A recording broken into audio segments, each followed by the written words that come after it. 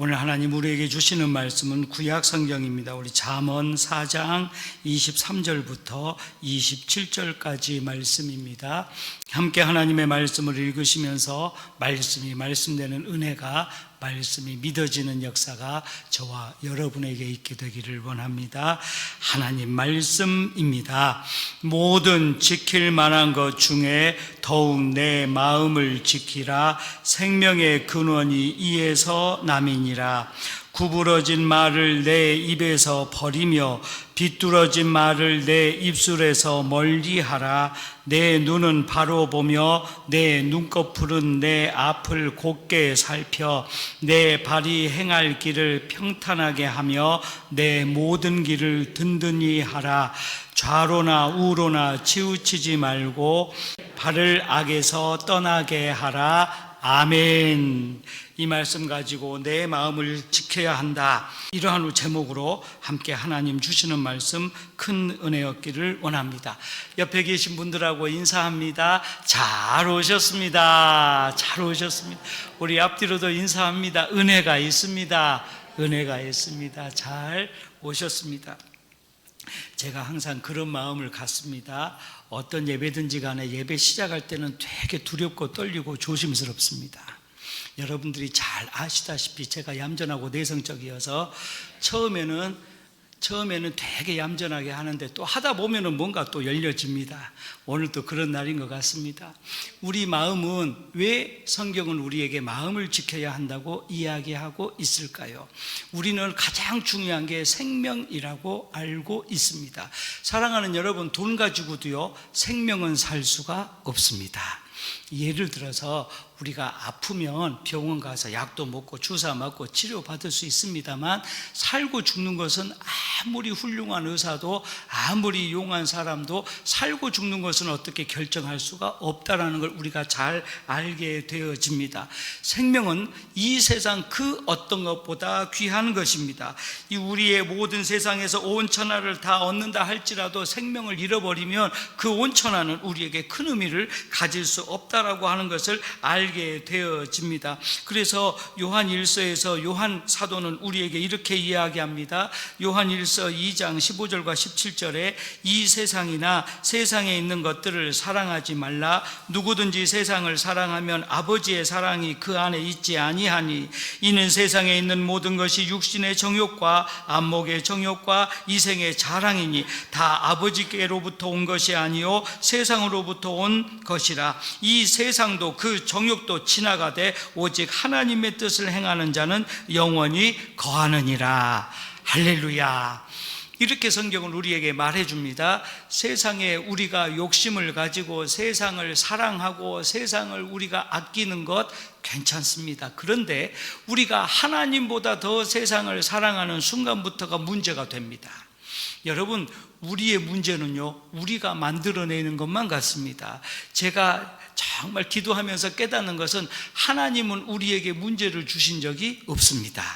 하나님은 우리에게 감당할 만한 시험을 주시고 그 믿음을 보시고 이겨낼 만한 문제를 우리에게 주시는데, 우리가 우리의 문제를 더 키워나가는 겁니다. 마치 감기가 들었는데 우리가 아이고 이제 나는 감기 걸렸으니까 죽겠구나 생각하는 순간 우리는 더 아파지고 더 무너지고 더 힘들어지는 겁니다. 사랑하는 여러분, 이 땅에 있는 모든 우리의 문제는 하나님이 우리에게 감당할 만한 문제를 주신 줄로 믿으시기를 원합니다. 그렇습니다. 그러니까 우리에게 무슨 문제가 눈에 보인다, 마음에서 깨달아진다라고 하면 우리는 할만하다라고 느끼는 것입니다. 이것이 믿음의 은혜가 되는 줄로 믿으시기를 원합니다. 사랑하는 여러분, 그러합니다. 이 세상은 지나갑니다. 이 세상의 것들은 영원하지 않습니다. 우리 생명도 영원하지 않습니다. 하지만 우리는 하늘나라에 가는 그 순간까지, 하나님이 우리를 부르시는 순간까지 하나님을 사랑하고 하나님의 말씀을 지키고 하나님의 말씀을 전파하면서 하나님의 뜻을 이루기 위하여 순종하며 나아갈 때에 우리는 하늘에서도 하늘나라를 만날 수 있지만 이 땅에서도 하늘나라를 이루어가는 줄로 믿으시기를 원합니다. 사랑하는 여러분, 그런데 오늘 성경 말씀을 봅니다. 생명이 이처럼 우리에게 귀한데 23절은 이렇게 이야기합니다. 모든 지킬 만한 것 중에 더욱 내 마음을 지키라. 생명의 근원이 이에서 남이니라. 그러면 이 말이 무슨 말일까요? 우리의 생명이 가장 귀한 건데 우리 생명을 지키는 것은 마음이다라고 하는 사실입니다. 그래서 성경은 우리에게 내 마음을 지키라고 이야기했고, 오늘 우리 말씀의 제목도 내 마음을 지키라, 이러한 의미로 우리가 함께 은혜를 얻고자 하는 것입니다. 사랑하는 여러분, 마음을 지키면 어떻게 되냐면요, 하나님이 우리 안에 계시는 성전이 되어집니다. 우리가 마음을 지키면 행동이 바르게 됩니다. 마음을 지키면 우리가 하나님을 바라보게 되어지고, 우리의 마음을 믿음으로 채워 넣으면 우리는 하나님 원하시는 뜻대로 순종의 삶을 살게 되어진다라고 하는 사실인 것입니다. 사랑하는 여러분, 우리의 마음을 지금 잘 지키고 계십니까? 우리가 마음을 잘 지키고 있으면 잘 살고 있는 겁니다. 여러분, 생명은 사는 겁니다. 즉, 살아있지 못하다, 아이고 죽겠네, 그러면 우리 생명도 점점 힘을 잃어가는데, 반대로 살아있으면, 힘을 얻으면 우리 생명도 살아나고 마음도 지켜지는 것입니다. 오늘 이 시간 하나님 주시는 말씀을 통하여서 또 한번 우리의 마음을 지키는 은혜가, 우리의 마음이 또 한번 하나님 주시는 믿음으로 충만한 역사가 저와 여러분에게 있게 되기를 간절히 축원합니다. 첫 번째로 우리는 우리의 마음을 하나님의 평강으로 지켜야 합니다. 염려와 근심은 살인마라고도 누군가 이야기한 적이 있습니다. 염려와 근심으로 죽어가는 사람이 전쟁에서 총을 맞아 죽는 사람보다 훨씬 많다라는 사실입니다. 여러분, 모든 병이 그러합니다만 요즘 우리나라도 그러하고 전 세계적으로 그러합니다. 고혈압도 있고 감기도 있고 관절염도 있고 두통도 있고 기타 위장병도 있고 많은 질병들이 있습니다. 저희 어릴 때는 그런 병이 별로 없는 줄 알았는데 요즘은 스트레스성이라고 하는 말로 다 이야기를 합니다. 웬만한 병원에서 병원 의사들이 이렇게 이야기합니다. 스트레스 받지 마시고요, 운동하시고요, 음식도 조금씩만 드시고요, 맵거나 짠 것 많이 드시지 마시고요. 여러분, 이런 이야기들 많이 들어보셨죠? 저도 이런 이야기 많이 듣습니다. 그런데 보면 저희 어릴 때는 이런 이야기를 별로 들은 적이 없습니다. 그냥 아프면 주사 맞으면 괜찮아졌고, 운동하라는 이야기도 별로 안 듣고, 스트레스란 말 자체를 저는 모르고 살았습니다. 여러분, 스트레스라고 하는 말이 무슨 의미가 있을까요? 마음의 병입니다. 신경성입니다. 우리가 그냥 쉽게 이야기해서 신경성입니다. 성경적으로 이야기하면 염려와 근심입니다. 여러분, 이 염려와 근심이 우리의 마음에 들어오기 시작하면 우리의 생명도 어렵고 몸도 아파지고 우리의 생명도 약해진다는 걸 우리가 알게 되어지는 것입니다. 잠언 17장 22절 말씀을 보면 성경은 이렇게 이야기합니다. 마음의 즐거움은 양약이라도 심령의 근심은 뼈를 마르게 하느니라, 이렇게 말하고 있습니다. 여러분, 그래서 우리는 우리의 마음을 하나님이 주시는 평안으로 채워야 된다라고 하는 사실인 것입니다. 사랑하는 여러분, 근심은 무서운 병입니다. 그것은 우리를 무덤으로 끌고 가는 길과 같습니다. 근심은 우리를 죽이는 질병이고 우리의 삶을 흔드는 그러한 질병의 하나임을 우리가 깨닫게 되어집니다. 여러분, 근심과 걱정이 많은 그런 사람들은요, 식욕을 잃게 하고 심장을 약화시킨다라고 이야기합니다. 예를 들어서 말씀을 드립니다. 여러분, 남편들이 맨날 집에 들어오면서 우리 회사가 어쩌고, 우리 직원이 어쩌고, 직장이 어쩌고, 날마다 근심거리를 집에 갖고 오면 남편만 근심 있는 게 아니라 어떻게 될까요? 아내도 근심이 생깁니다. 그러면 부모님이 맨날 근심하면은 자녀들은 어떻게 되는 줄 아십니까?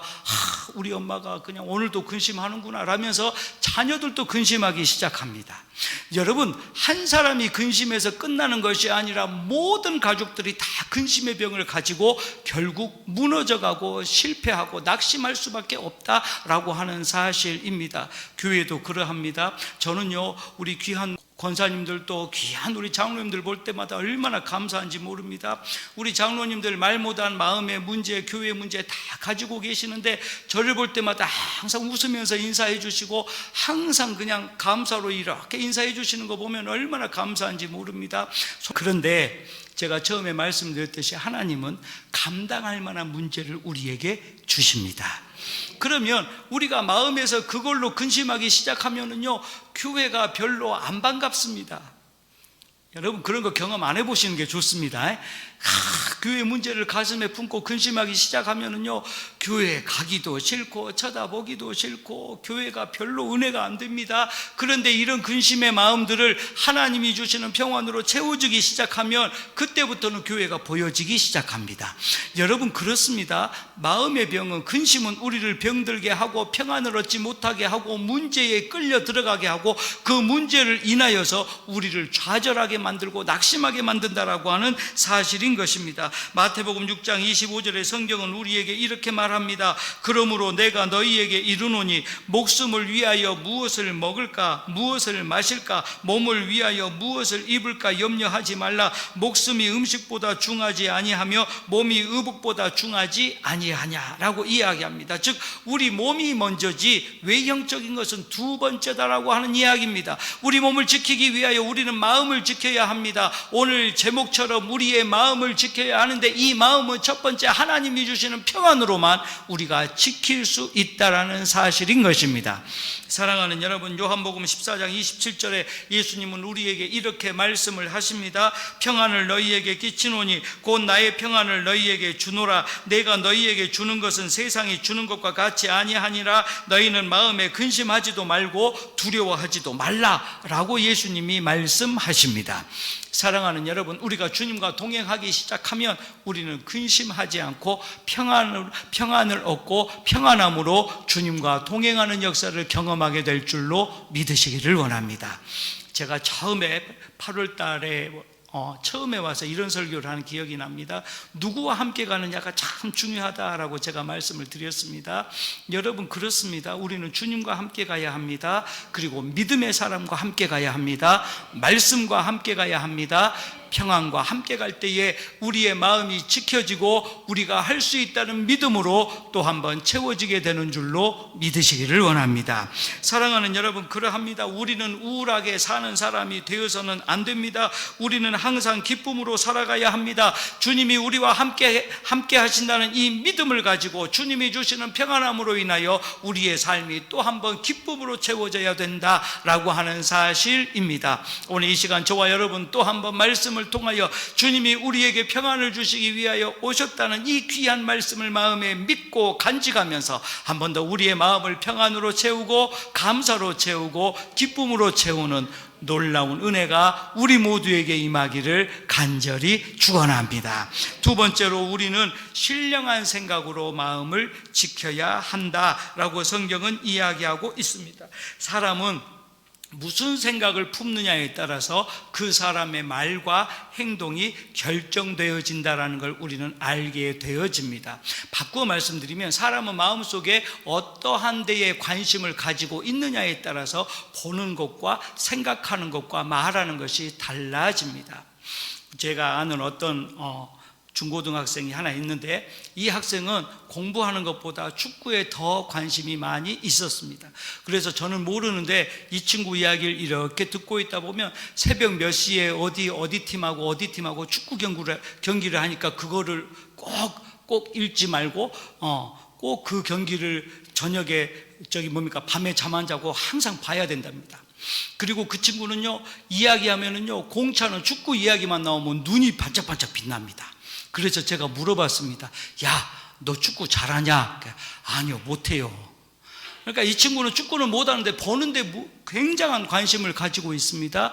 그런데 이 친구가 하는 이야기가 제가 은혜를 얻었는데 목사님, 내가 축구는 못해도요 볼 줄은 압니다.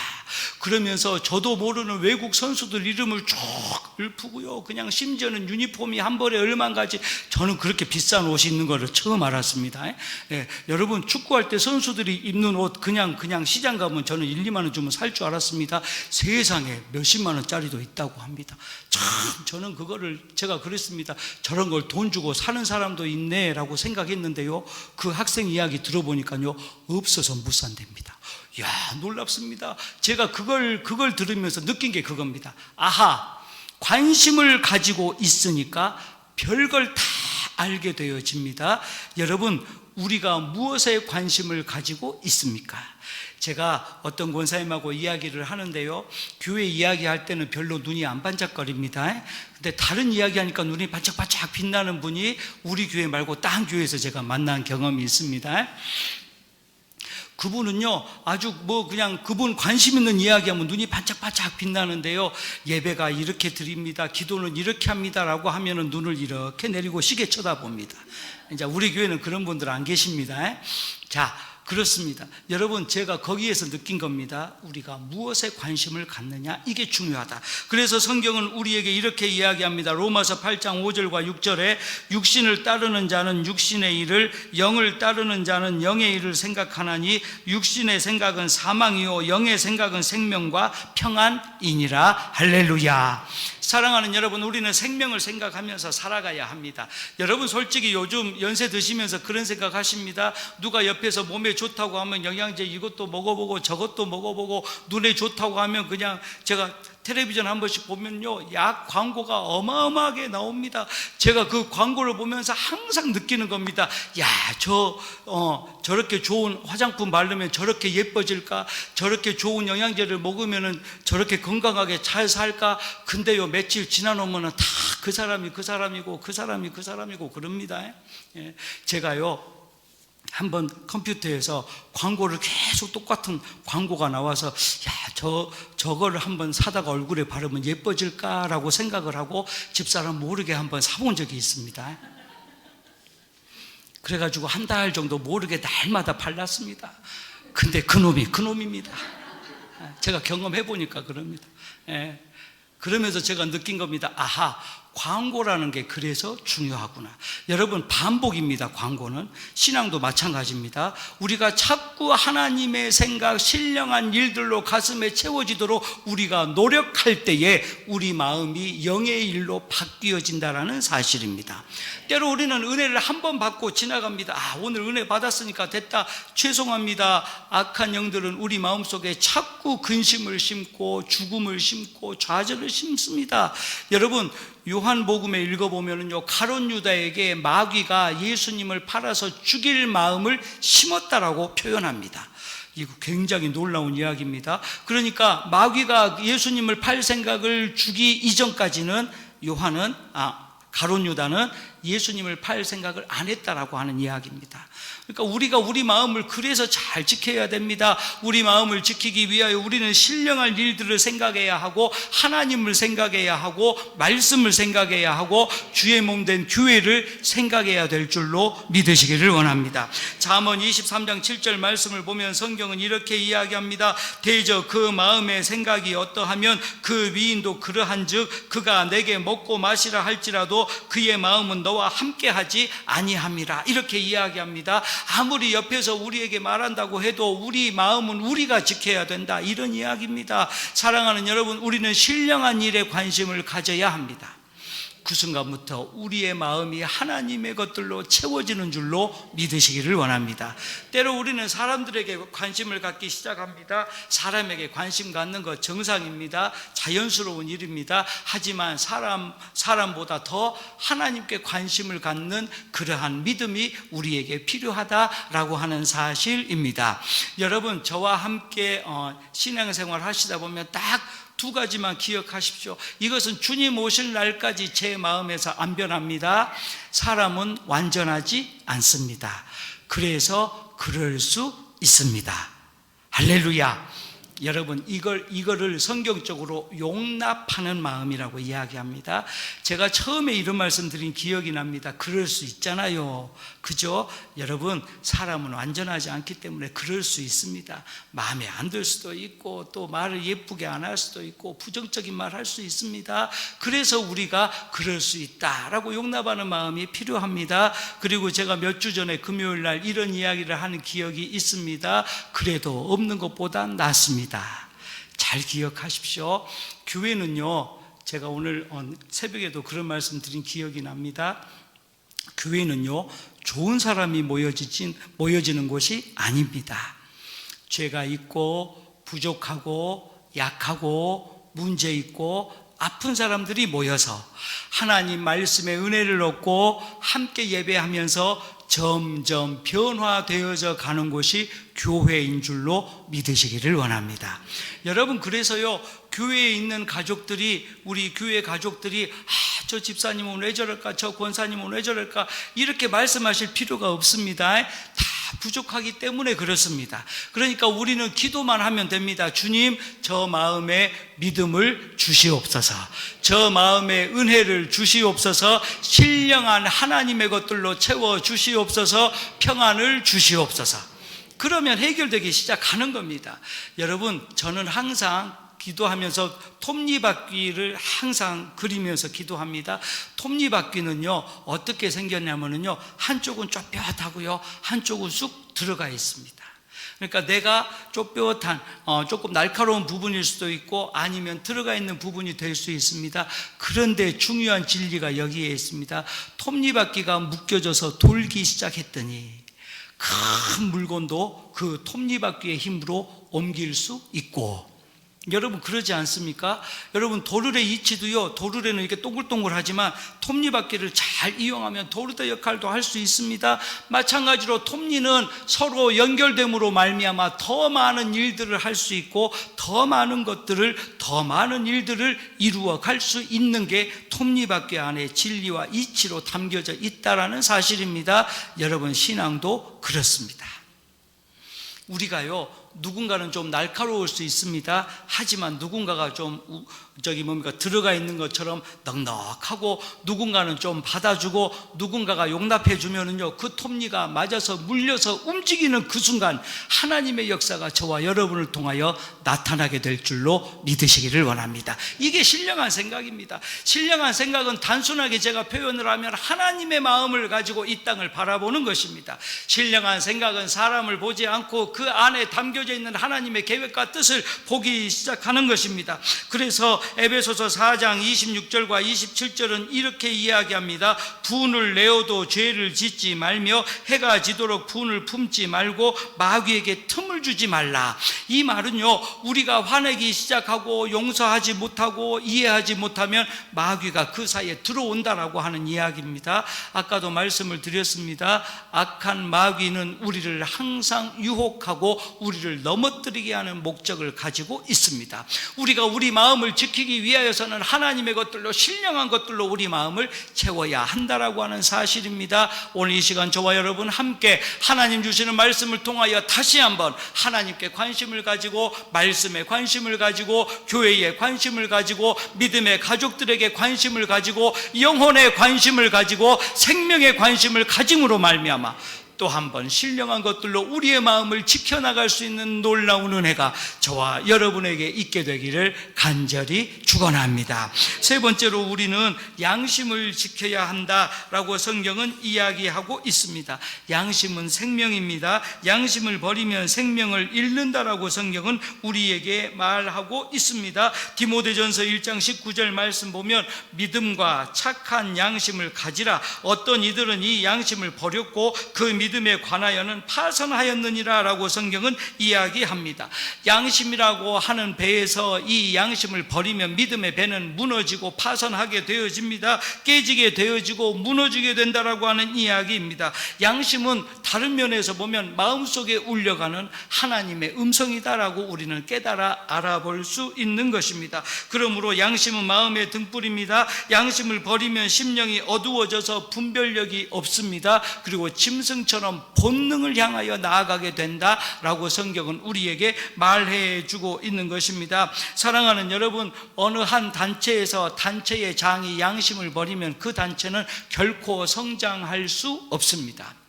교회도 그러합니다. 어느 누구라도 양심을 버리고 악한 일을 하기 시작하면 그 교회는 결코 하나님의 역사를 기대하거나 나타낼 수 없다라고 하는 사실입니다. 양심은 아주 기본적인 우리의 신앙의 모습입니다. 예를 들어서 여러분 길 가다가요, 길이 너무 깨끗하면 주머니에 있는 쓰레기를 버리고 싶다가도 못 버립니다. 그런 경험 없으십니까? 저는 그런 경험 어쩌다 한 번 있습니다. 예를 들어서 뭔가 이렇게 일을 하거나 아니면 이렇게 메모를 쓰다가 이제 버리는 쓰레기가 있는데 쓰레기통이 주변에 없으면 주머니에 넣어놓습니다. 저는 넣어놓다가 길을 가다가 쓰레기가 모여져 있으면 거기다가 쓱 그냥 같이 이렇게 버리고 갑니다. 그런데요, 집에 갈 때까지 길이 깨끗하면요 버릴 데가 없습니다. 버릴 데가 없습니다. 그러면 주머니에 끝까지 갖고 가서 집에서 버립니다. 이 무슨 말이냐면요, 우리가 우리의 마음을 하나님의 양심으로 채워놓기 시작하면 악한 마귀가 틈을 타지 않고 들어오지 못한다라고 하는 이야기입니다. 사랑하는 여러분, 우리가 성령의 은혜로 양심을 지키고 성령을 향한 믿음으로 양심을 지키는 순간부터 악한 영들은 우리를 침범하지 못합니다. 그것이 우리 마음을 지키는 방법이 되는 줄로 믿으시기를 원합니다. 여러분, 사람이 양심 있는 사람은요 양심적으로 삽니다. 어려운 사람 보면 도와줄 줄 알고 쓰러진 사람 보면 일으켜줄 줄 압니다. 이게 양심입니다. 성경에 보면 예수님이 이렇게 이야기합니다. 길을 가다가 여리고로 가다가 강도 만난 사람들을 이야기하면서 이렇게 이야기합니다. 제사장도 지나가고 레위인도 지나가는데 사마리아 사람만 그 사람을 도와줬다. 진정한 이웃이 누구이냐? 이 이야기를 저는 이렇게 한번 이해를 해봅니다. 레위인도 도망가고 제사장도 그냥 지나갔는데 사마리아 사람은 도와줬구나. 누가 양심이 있는 사람인가? 사랑하는 여러분, 우리는 신앙의 양심이 필요합니다. 세상이 아무리 악해지고 세상이 아무리 세속화되어지고 교회가 세속화되어진다 할지라도 우리는 신앙의 양심, 신앙의 진리, 신앙을 향한 뜨거움을 가지고 우리의 교회를 지키고 함께 예배하고 기도해야 될 줄로 믿으시기를 원합니다. 말씀을 마치려고 합니다. 시편 16편 7절 말씀을 보면 나를 훈계하신 여호와를 송축할지라 밤마다 내 양심이 나를 교훈하도다 라고 이야기합니다. 또한 시편 7편 9절 말씀을 보면 악인의 악을 끊고 의인을 세우소서. 의로우신 하나님이 사람의 마음과 양심을 감찰하시나이다 라고 성경은 또 우리에게 말해 주고 있습니다. 히브리서 13장 18절 말씀을 보면 우리를 위하여 기도하라. 우리가 모든 일에 선하게 행하려 함으로 우리에게 선한 양심이 있는 줄을 확신하노니 라고 성경은 이야기합니다. 여러분, 양심이 생겨나기 시작하고 양심을 지키기 시작하면 결국 우리는 선한 일을 향하여 나아가게 된다라고 성경은 말해 주고 있습니다. 우리는 우리 마음을 지켜야 합니다. 자, 결론적으로 말씀을 드립니다. 우리의 마음에 믿음을 가질 수만 있다면 우리 마음을 지킬 수 있습니다. 이 믿음이 무엇이냐면 바로 우리의 평강이고 하나님이 주시는 신령함이고 하나님이 주시는 양심이 된다라고 하는 사실입니다. 사랑하는 여러분, 우리는 믿음 얻기 위하여 기도해야 합니다. 이 믿음 안에 평안을 하나님이 주시기를 기도해야 합니다. 이 믿음 안에 우리가 신령함을 갖기를 기도해야 합니다. 이 믿음 안에 양심, 선한 양심이 있기를 기도해야 된다라고 하는 사실인 것입니다. 믿음을 지킨 사람은 마음에 평강이 있습니다. 이 평강을 통하여 기쁨으로 선한 일에 힘쓰게 생각하고 또한 이 선한 일을 생각함으로 힘쓰고 애써서 선한 일을 이루기를 노력한다라고 하는 사실입니다. 오늘 말씀처럼 우리는 무릇 지킬 만한 것보다 마음을 지켜야 합니다. 왜냐하면 이 마음은 믿음이고 생명이기 때문이다라는 사실입니다. 우리는 믿음을 지키는 것이 생명을 지키는 일임을 깨달아야 합니다. 그리고 이 믿음을 통하여 우리의 마음을 지키는 것이 하나님의 은혜이며 축복의 시작인 줄로 믿어야만 한다라는 사실입니다. 오늘 26절 말씀, 27절 말씀 제가 두 절을 또 한번 읽겠습니다. 내 발이 행할 길을 평탄하게 하며 내 모든 길을 든든히 하라. 좌로나 우로나 치우치지 말고 내 발을 악에서 떠나게 하라. 사랑하는 여러분, 우리는 모든 길을 든든히 하기 위하여 기도해야 하며 좌로나 우로나, 즉 사람의 생각이나 계획에 치우치지 않고 오직 하나님을 바라보며 하나님을 향하는 믿음 가지고 든든히 굳게 서서 주님만 바라보며 나아가야 된다. 이것이 우리 마음을 지키는 방법이고 길이 된다. 성경은 말해주고 있는 것입니다. 오늘 이 시간 우리 주님 주신 말씀을 통하여 우리의 마음에 평안이 있기를, 우리의 마음에 신령함이 있기를, 우리의 마음에 또 한 번 하나님 주시는 선한 양심이 있기를, 그러한 믿음으로 주님 앞에 한 걸음 가까이 나아가는 귀한 믿음의 가족 우리가 되시기를 간절히 축원합니다. 기도합니다. 하나님 감사합니다. 우리에게 말씀을 주셔서 주님 주시는 놀라운 은혜와 평안이 있게 하심을 믿사오니 감사합니다. 우리에게 믿음을 주셔서 하나님 주시는 신령함으로 채워지게 하셨음을 믿사오니 감사합니다. 우리에게 은혜를 주셔서 선한 양심을 가지고 선한 일에 힘쓰게 하셨음을 믿사오니 감사합니다. 이 귀한 믿음 가지고 우리의 마음을 지키게 하여 주시옵소서. 예수님의 이름으로 감사하며 기도하옵나이다. 아멘. 지금은 우리를 구원하시는 예수 그리스도의 은혜와 아버지 되시는 하나님의 사랑과 성령님 감동, 감화, 교통하심이 모든 지킬 만한 것 중에 마음을 지키라는 말씀을 간직하고 우리 마음을 지키기 위하여 주님 주시는 기쁨과 또한 평안과 신령함과 양심을 인하여 충만하기 원하는 믿음의 가족들 머리 위에와 가정과 자녀와 일터 위에 주의 몸된 교회와 나라와 민족 위에 이제로부터 영원토록 함께 하시기를 축원하옵나이다. 아멘.